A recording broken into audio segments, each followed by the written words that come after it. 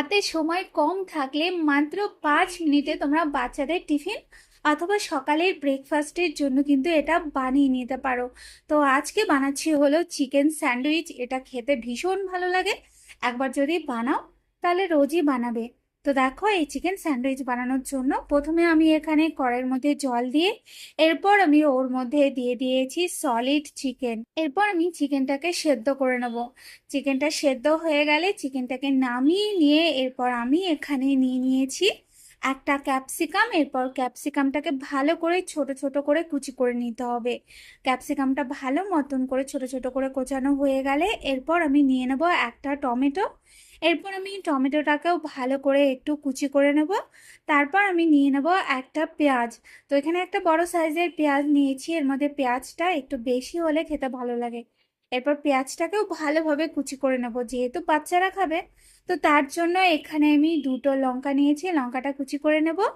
এরপর আমি এখানে যে চিকেনটাকে সেদ্ধ করে রেখেছিলাম সেই চিকেনটাকে এইভাবে কাটা চামচের সাহায্যে এইভাবে একটুখানি ছাড়িয়ে নিতে হবে। তো এই যে দেখো, আমার চিকেনটা ছাড়ানো হয়ে গেছে। এরপর আমি ওর মধ্যে দিয়ে দেবো পেঁয়াজ কুচি, তারপর আমি ওর মধ্যে দিয়ে দেবো ক্যাপসিকাম কুচি, আর এখানে আমি দিয়ে দিচ্ছি একটুখানি টমেটো কুচি।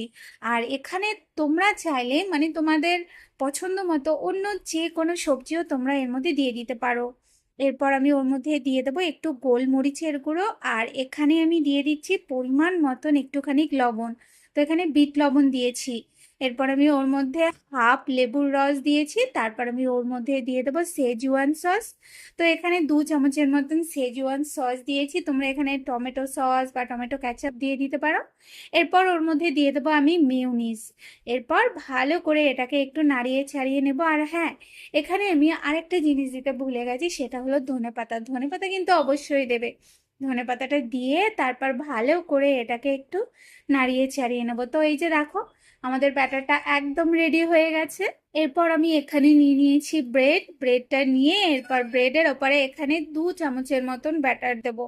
ব্যাটারটা দিয়ে ব্যাটারটা ভালো করে একটু লাগিয়ে নিয়ে তারপর ওর ওপর থেকে আরেকটা আমি ব্রেড দিয়ে এরপর সব ব্রেডগুলোকে আমি এইভাবে বানিয়ে নিয়েছি। এই যে দেখো, এরপর আমি কি করব, একটা তাওয়ার মধ্যে দিয়ে দেবো বেশ খানিকটা বাটার।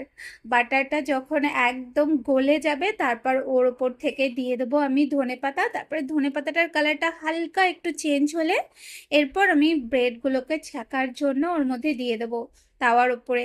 এরপর কিছু সময়ের জন্য একটু ওয়েট করবো, আর এই সময় কিন্তু গ্যাসটাকে মিডিয়াম টু লো ফ্লেমে করে এটা করে নেবে। এরপর একটা সাইড যখন হয়ে যাবে তখন এইভাবে উল্টিয়ে দিয়ে অপর সাইডটাও একটু ভালো করে ছেঁকে নিতে হবে। প্রায় 2-2.5 মিনিটের মতন এটা ছেঁকে নেবো। তো এই যে দেখো, আমার সব ব্রেডগুলো একদম রেডি হয়ে গেছে। এরপর আমি ব্রেডটাকে নিয়ে এভাবে মাছ বরাবর একটু কেটে নিতে হবে। তো এই যে দেখো, আমাদের চিকেন স্যান্ডউইচ কিন্তু একদম রেডি। এটা তোমরা বাচ্চাদের টিফিনে দেবে, দেখবে সবাই ভীষণ পছন্দ করবে, আর অবশ্যই বাড়িতেও বানিয়ে খাবে।